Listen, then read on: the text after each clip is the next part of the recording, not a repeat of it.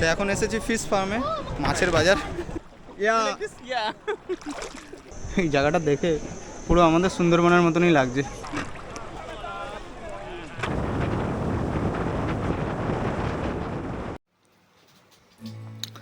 এটা ছিল আমার রুম, আর এখানে হচ্ছে চার্জিং প্লাগ লাগানো যায়। এটার জন্য কিন্তু ইউনিভার্সাল ট্রাভেল অ্যাডাপ্টার অবশ্যই প্রয়োজন। এটা লাইটের সুইচ,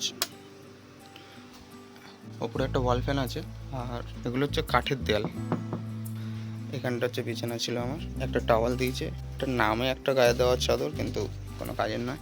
এখানে মশারি ছিল, যেটা আমার প্রয়োজন হয়নি। আর এই ছিল হচ্ছে রুম। আর আমার এরকম রুমের মতন এখানে অনেকগুলো রুম আছে। আস্তে কথা বলার কারণ হচ্ছে যাতে কারোর ডিস্টার্ব না হয়। এখানে আরও রুম আছে।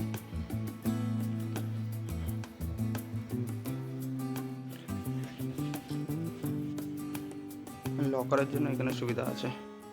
এটা হচ্ছে লকার। আর 20 রিঙ্গিটের জন্য ডিপোজিট নিয়েছে। লকারের চাবি ফেরত দিলে, এই লকারের চাবি ফেরত দিলে আবার 20 রিঙ্গিট ফেরত দিয়ে দেবে। আমার লকার নাম্বার ছিল F2।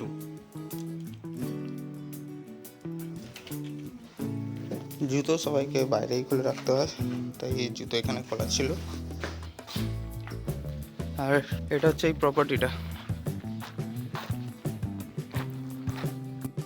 এগুলো হচ্ছে পার্সোনাল রুম, মানে অ্যাজ এ রুম ভাড়া নিলে এই ধরনের রুম ভাড়া নেওয়া যায়।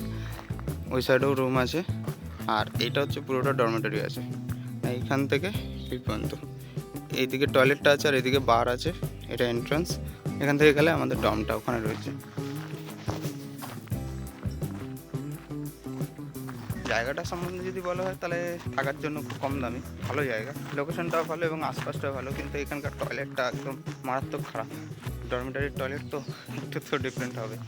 তার সুন্দর একটা ডাইনিং এরিয়াও করা রয়েছে। জাস্ট এইখান থেকে এলাম, আর এটা হচ্ছে এদের ডাইনিং এরিয়া।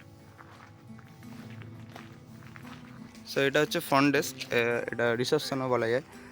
যদি অনলাইন বুক করা হয় তাহলেও কোনো অসুবিধা নেই আমার মতন, আর ডাইরেক্টলি এসেও বুকিং করা যায়। চার্জেস বিভিন্ন ধরনের আছে, যেটা আমি বলছিলাম। এটা হচ্ছে বার সাইড, সাফসাফাই পুরোটা আছে। জায়গাটা খুব সুন্দর। এখান থেকেও স্কুটি ভাড়া নেওয়া যায়, কিন্তু এয়ারপোর্ট থেকে এই পর্যন্ত আসতে গেলে নিজের পকেট খুঁজে আসতে হবে। এটা হচ্ছে এই হোস্টেলটার এন্ট্রি পয়েন্ট। মনে হচ্ছে বারাসাত পার করলে, বারাসাতের পরে যে জায়গাগুলো আছে সেই জায়গাগুলোতে গেলে এরকম ফাঁকা মাঠ, ফাঁকা ঘরবাড়ি এসব দেখা যায়। আর এই জায়গাটা ঠিক সেরকমই মনে হয়। খুব ভালো যে বলবো একদম টপ নচ তা নয়, কিন্তু হ্যাঁ আমাদের মতন সোলো বাজেট ট্রাভেলারদের জন্য একদম বেস্ট। আর এখান থেকে মাত্র 500 মিটারের মধ্যে হচ্ছে বিচটা রয়েছে, এটাই যাওয়া যায়। দোকানপাটগুলো সব সামনেই। আমার এখানে রুম ভাড়া পড়েছিল 30 রিঙ্গিটের মতন, মানে ভারতীয় টাকায় 600 টাকার মতন। আর এর সাথে কিন্তু ব্রেকফাস্টটা ইনক্লুড ছিল। তাই সকালবেলা একটু পেট ভরে খেয়ে বেরিয়ে গেছিলাম আজকের অ্যাডভেঞ্চার করতে।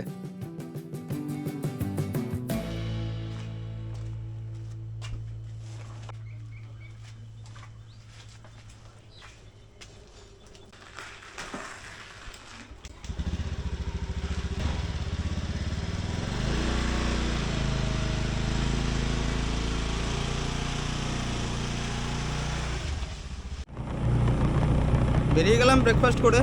এখান থেকে অলমোস্ট 30 কিলোমিটার রাস্তা, 1 ঘন্টার কাছাকাছি আমার হাতে সময় আছে ওখানে জয়েন করার। আর পৌঁছতে সময় লাগবে 35 মিনিট। তো টাইম ওয়েস্ট না করে ওখানে যাই, আর কিছু বাইক রাইডিংয়ের শট আপনাদেরকে দেখাই।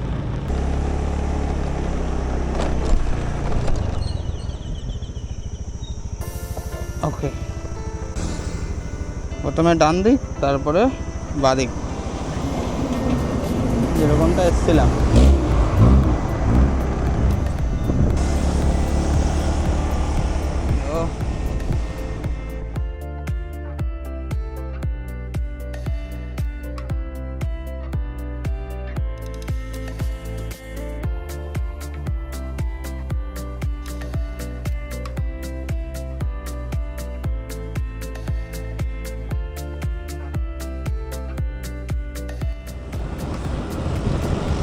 আমাদের কলকাতায় 28 কিলোমিটার যেতে দেখাবে 1 ঘন্টা 10 মিনিট এরকম, আর এখানে 28 কিলোমিটার যেতে দেখাচ্ছে 35 মিনিট।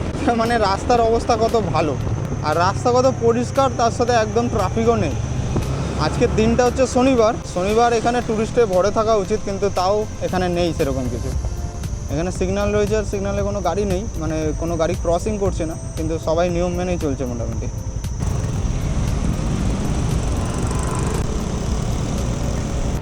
এটা কিন্তু মানতেই হবে যে বিদেশের রাস্তায় অন্য কারোর গাড়ি চালিয়ে নিজের গাড়ির কথা খুব মনে পড়ছে। বাড়ি গিয়ে একবার গাড়িটা বের করতেই হবে এবং একটা ছোটোখাটো ট্রিপ মারতেই হবে।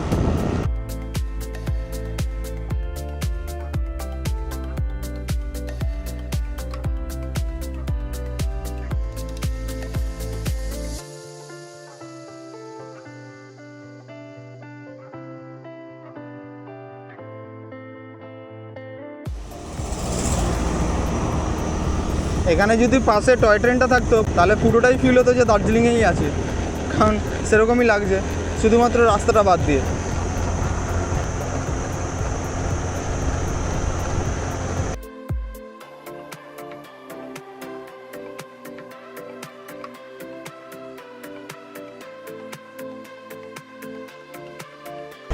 জিও ফরেস্ট পার্কে এন্ট্রি করে গেছি। চারিদিকে অনেক হোমস্টে, হোটেল এগুলো দেখতে পাচ্ছি আমি। আর এখান থেকে 1 কিলোমিটারের মতন আমার স্টার্টিং পয়েন্ট, যেখান থেকে আর কি বোট রাইড স্টার্টিং হবে। অনলাইন বুকিং আছে, সেটা দেখাবো। আগে ওখানে পৌঁছাই তারপরে বলছি। মেন রোড থেকে এখন বাদিকে নিয়ে নিতে হবে। সালামাত দাতাং, তার মানে হচ্ছে ওয়েলকাম। আমার এই গাড়িটা পার্ক করা নিয়ে একটু টেনশান রয়েছে, কোথায় পার্ক করবো, ঠিক থাকবে কি না, সেটা একটা টেনশান রয়েছে আমার। আবার পার্কিংয়ের যদি আলাদা চার্জেস হয় তাহলে তো হয়ে গেল।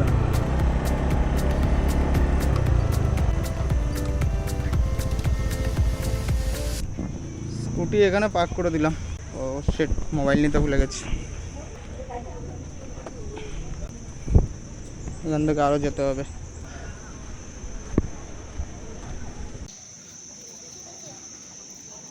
এই পেছনের এই জায়গাটা থেকে এন্ট্রি করলাম।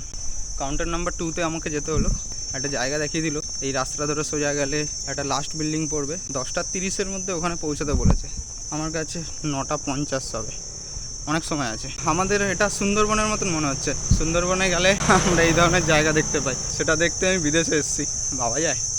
তো এটা হচ্ছে ম্যানগ্রোভ অরণ্য। আমাকে বলেছে এই ইয়েলো লাইন ধরে হাঁটতে, লাস্ট বিল্ডিং যেটা পড়বে সেখানে 10:30টার মধ্যে দাঁড়াতে। অ্যাকচুয়ালি এটা হচ্ছে শেয়ারিং বোট। শেয়ারিংয়ের মধ্যে বিভিন্ন ধরনের লোক থাকবে, যেরকম হয়। আর এটাতে লাঞ্চ ইনক্লুডেড আছে। দুপুরবেলা খাওয়া নিয়ে খুব বেশি টেনশন নেই, যতটাই দেবে পেট তো ভরেই যাবে। যাওয়াই যাক, আমার কাছে তো সময় আছে। লাইক এখানে অনেকগুলো ছোটো ছোটো আইল্যান্ড আছে, যেগুলো এরকম ছোটো ছোটো খাড়ি দিয়ে ভাগ করা। সো এটাও একটা তাই।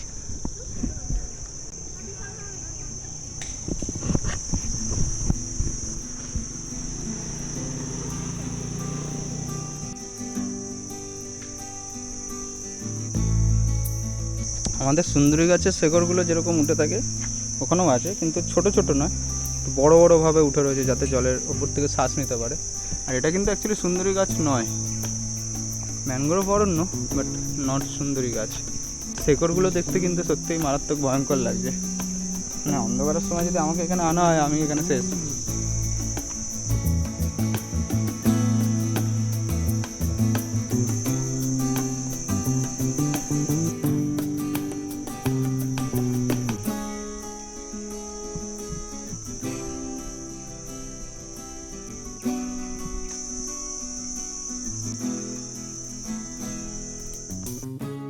পৌঁছে গেছি এখানে। হার্ডলি 2 মিনিটের রাস্তা ছিল স্টার্টিং পয়েন্ট থেকে। গরিলা মাউন্টেনের মতো লাগছে।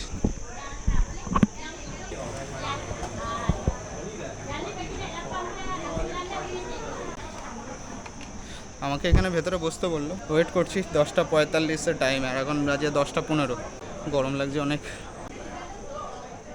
এবার আমি শেয়ার করি যে আমি এই জায়গাটায় কেন এসেছি এবং এই জায়গাটা কেন এত ফেমাস। আমি এসেছি কিলিম জিও ফরেস্ট পার্কে। লাঙ্কাভির একদম উত্তর পূর্ব দিকে অবস্থিত এই জায়গাটা মালয়েশিয়ার সবচেয়ে ইউনিক ন্যাচারাল অ্যাট্রাকশনগুলোর মধ্যে একটা। এই জায়গাটা দেখে পুরো আমাদের সুন্দরবনের মতনই লাগছে। আই থিঙ্ক এরা কোনো স্টুডেন্ট হবে যাদেরকে একসাথে একটা ট্রিপ দিচ্ছে। আজকে যদিও স্যাটারডে, হলিডে হবে হয়তো। এটা আমাদের বোট, আজকের লোক নেই এখনও পর্যন্ত, আমি একা ফার্স্ট।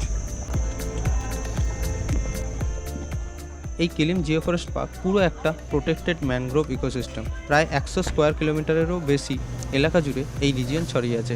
আর পুরো লঙ্কাভিতে 99টা আইল্যান্ড রয়েছে, যেগুলোর মধ্যে এই কিলিম এরিয়া সবচেয়ে ফেমাস নেচার স্পটগুলোর মধ্যে একটা।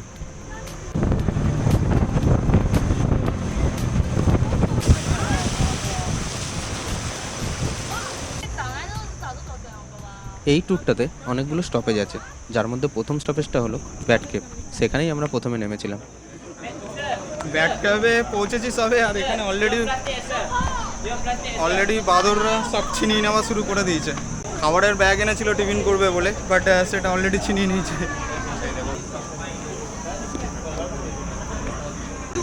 $2 per person, I think. Yes. One. Thank you. So এটা হচ্ছে ব্যাট কেভ এরিয়া। এটা হচ্ছে $2 করে পার পার্সন নিয়েছে। আমাদের এই বোট রাইডটা শুরু হওয়ার আগে যেরকম জায়গা দিয়ে আমি হেঁটে বেরিয়েছিলাম, ঠিক সেরকমই এখানটা হেঁটে বেরোনো। পাহাড়ের গুহার ভিতরে কোথাও একটা ঢোকাবে, যেখানে আর কি বাদুর রয়েছে মেনলি। জেনারেলি ওখানে নামিয়েছে, ওখান থেকে ওয়াক করে এদিকে আসতে হচ্ছে। খুব অন্ধকার জায়গাটা, ভেতরে তো যাচ্ছি। এই যে কালো কালোগুলো ঝুলছে, এগুলো বাদুর। এই এই যে সামনে এই ছোটো ছোটোগুলো, আরও সামনে যাব কিন্তু একটু ট্রাফিক জ্যাম হয়ে গেছে। এই যে এগুলো হচ্ছে বাদুর ঝুলছে এখানে, কিন্তু রাত্রে ওদের গায়ে ফ্ল্যাশ লাইট মেরে তো ওদের ডিস্টার্ব করা হচ্ছে মনে হচ্ছে। ডাইরেক্টলি ফ্ল্যাশ লাইট না মেরে যদি দেখা যেত এদেরকে। পুরো এরিয়াটা হচ্ছে এরকম। এই যে বাদুর ঝুলছে, এই যে দেখা যাচ্ছে, এই যে ওয়াও, এমন করে দেখালো মনে হয় যেন আমি বাদুর কোনোদিন দেখিনি।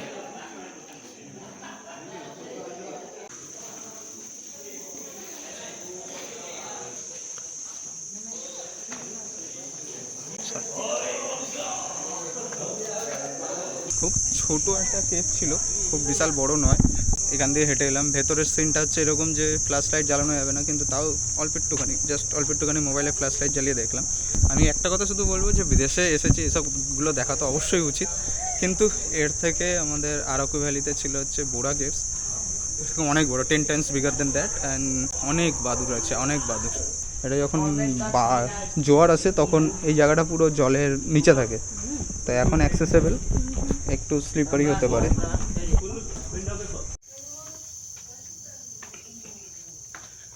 এখানে নিচু হয়ে যেতে হবে।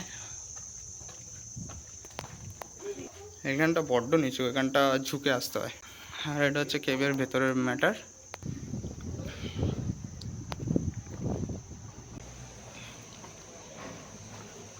আমাদেরকে 25 মিনিট দিয়েছিল এই জায়গাটাকে ঘোরা, 10 মিনিটের মধ্যে আমাদের কমপ্লিটই হয়ে গেল। এই জায়গাটাকে ঘুরে আবার আমরা আস্তে আস্তে বোটে গিয়ে বসলাম। গন্তব্য ছিল পরের জায়গা, যেটা ছিল ক্রোকোডাইল কেভ। তার আগে বলে দিই, আমি এই ট্যুরটা বুক করেছিলাম ক্লুক অ্যাপ থেকে, যেখানে আমার ভাড়া পড়েছিল অলমোস্ট 1500 টাকার কাছাকাছি। শেয়ারিং ছাড়া প্রাইভেটে নিলে ভাড়া কিন্তু আরও অনেক বেশি পড়ে।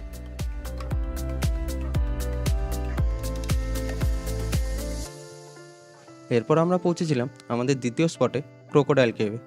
অ্যাকচুয়ালি কিন্তু এখানে কোনো রকম কুমির নেই। এই যে গুহার মুখটা, এটাকেই ক্রোকোডাইল কেভের মুখ বলা হয়, কারণ যখন জোয়ার থাকে এই মুখটা পুরোটা জলের তলায় চলে যায় এবং এই গুহার ভিতরে তখন আর ঢোকা যায় না। যেহেতু এখন ভাটা, সেই জন্য ছোটো নৌকা নিয়ে এই গুহার ভিতর দিয়ে পাস করা যায়। ড্রাইভার দাদার কাছে শুনলাম এই গুহার ভিতরের যে পাথরগুলো দেখা যাচ্ছে, এগুলো প্রায় কয়েক হাজার বছরের পুরনো।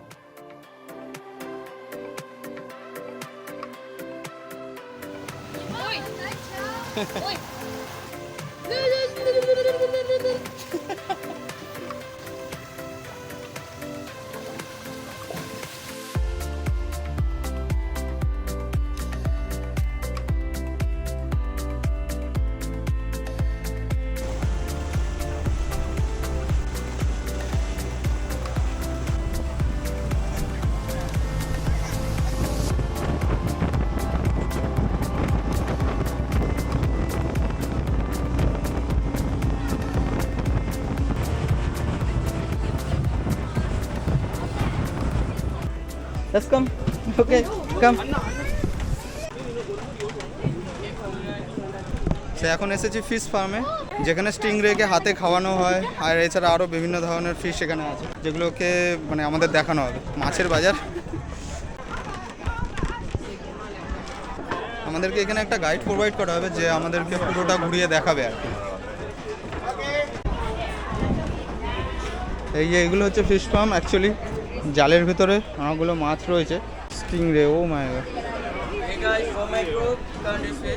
ওকে, You guys come for the fish farm. You guys be careful your sunglass and your food. I give name the stingray Ali, Ahmed and Fatima. Stingray, the fish they don't have teeth, they only have gum only. So three tail is male, Male. Okay, two tail is ওকে।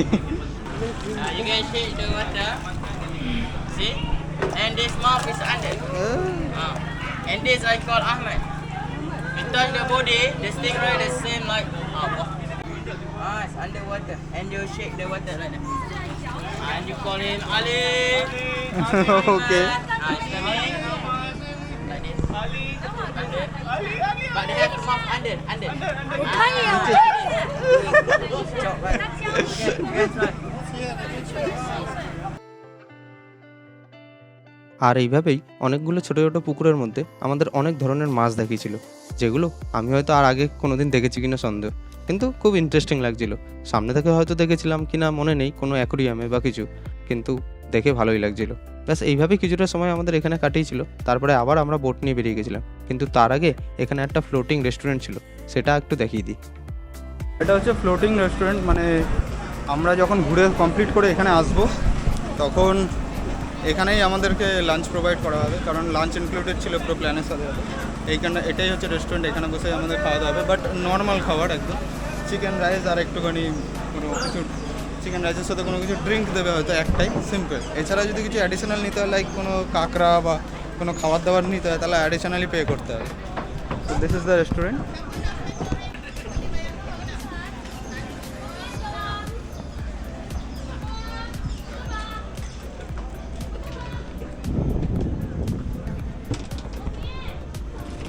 এবার life jacket দিয়েছে, mandatory পড়তেই হবে, কেন বুঝলাম না।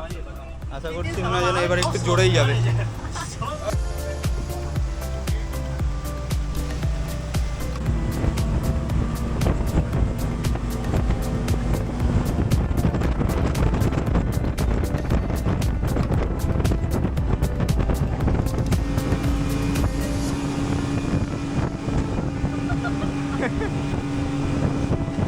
Hello.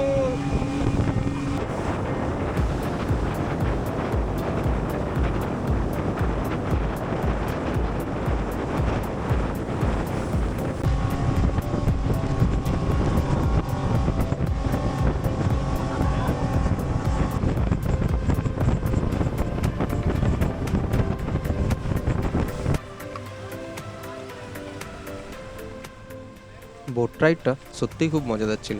আর এই বোটে করে আমরা পরবর্তী স্থানেও পৌঁছে গেছিলাম, যেটা ছিল ইগল ফিডিং পয়েন্ট।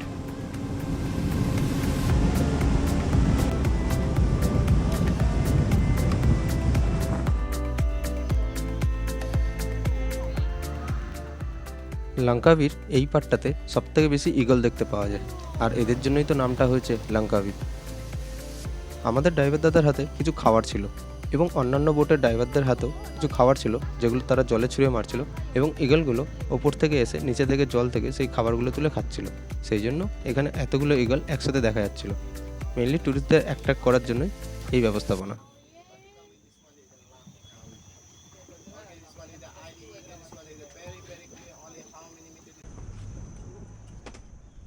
পনেরো কুড়ি মিনিট এখানে দাঁড়ানোর পর আমাদেরকে নিয়ে গেছিলো এরপর সবথেকে ইন্টারেস্টিং প্লেসে, যার ব্যাপারে সেখানে পৌঁছেই আমি বলেছি।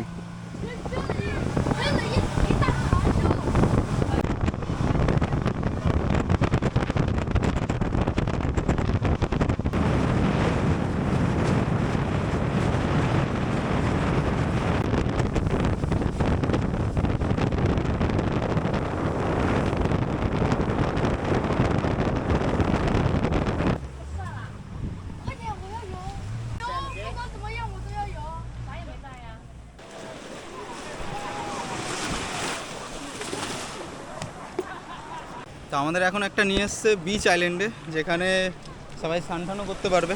অনেকে করছে এখানে, অনেক বোট এখানে এসছে, সবাই এখানে সুইমিং করছে, স্নান করছে।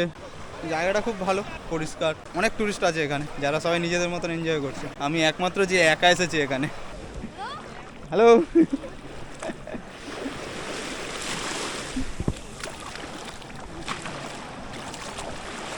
প্রথমে ভেবেছিলাম বিচে নামবো না, মানে সমুদ্রের জলে নামবো না, তারপর ভাবলাম ধর ভাড়মে যায় সব প্ল্যানিং। 45 মিনিটের সময় দিয়েছে, যে না আমি ওখানে ব্যাগটা রেখে দিয়েছি।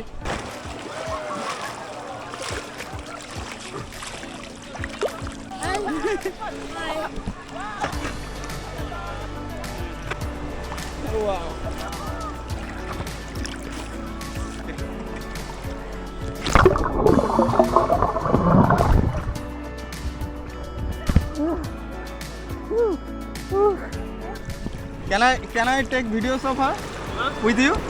Okay. Yes. Yes. Hi. Yes. Yeah. Yeah. Like this. Like this. Yeah. Like this. Yeah.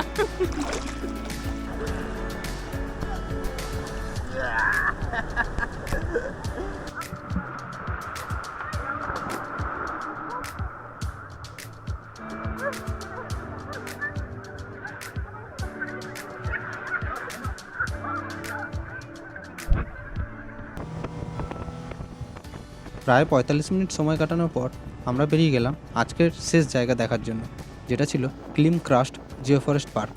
এখানে ক্রাস্ট বলতে বোঝানো হয় চুনাপাথর দিয়ে তৈরি এমন এক প্রাকৃতিক ভূপ্রকৃতি যা কোটি কোটি বছর ধরে বৃষ্টি আর জলের ক্ষয়ের ফলে তৈরি হয়েছে। তাই এখানে এত গুহা, ধারালো চুনাপাথরের পাহাড় আর অদ্ভুত সুন্দর পাথরের গঠন দেখতে পাওয়া যায়।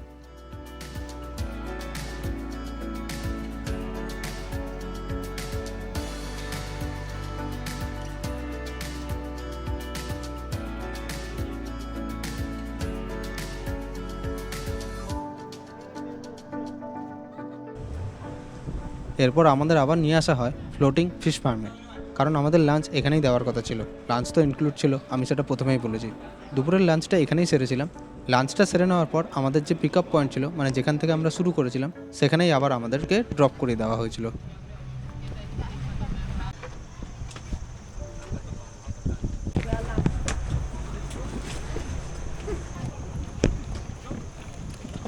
Bye.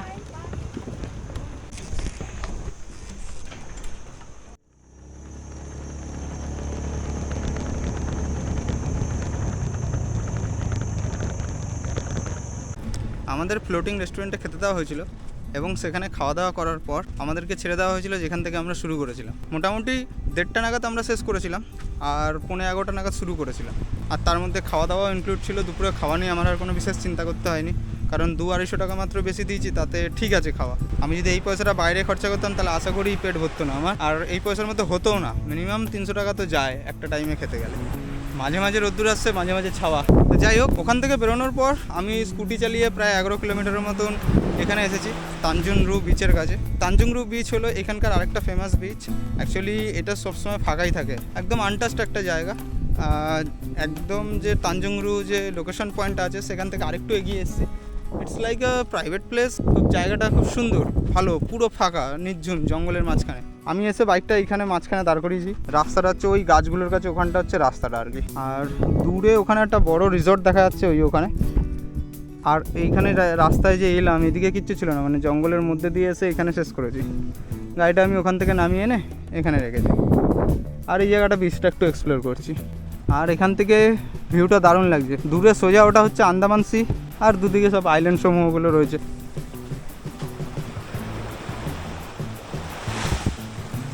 তানজুংরু বিচে এসে একবার টাচ করে গেলেই হয়, এখানে কোনো ব্যাপার নয়। আর যদি একটা গ্রুপ থাকে, এটা একদম ফাঁকা বিচ, মানে গ্রুপে এসে এখানে স্নান করতে পারে, সব কিছু করতে পারে। এখানটা একটু জাস্ট 5-10 মিনিট নিজের মতন সময় কাটিয়ে তারপরে এখান থেকে আমি চলে যাবো। আজকে আর বিশেষ কিছু করবো না, আজকে গিয়ে সম্পূর্ণ রেস্ট নেবো। কাল সকালবেলা এখানে মোস্ট অ্যাট্রাকশন পয়েন্টে যাওয়ার কথা আছে, যেটা হচ্ছে স্কাই ব্রিজ। ওটা কমপ্লিট করার পর কালকে বিকালে বাড়ির উদ্দেশ্যে রওনা দেবো। এটাই ছিল ম্যানগ্রোভ ট্যুরের ভিডিও। আর লঙ্কাবি আসলে এই জিনিসটা করাই যায়।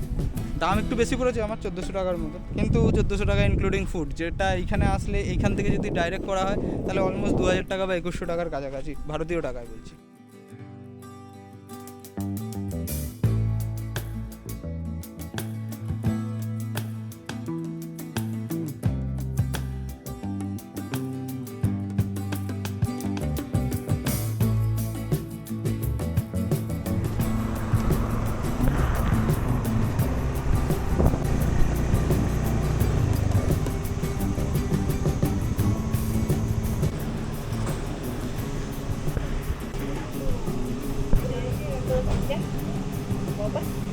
Motor bike Oh, motorbike. Cool.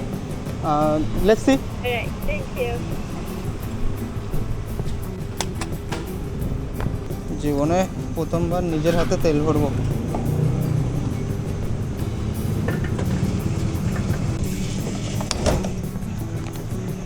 #5.35 okay, Okay, would you like to have the receipt? Yes, thank you.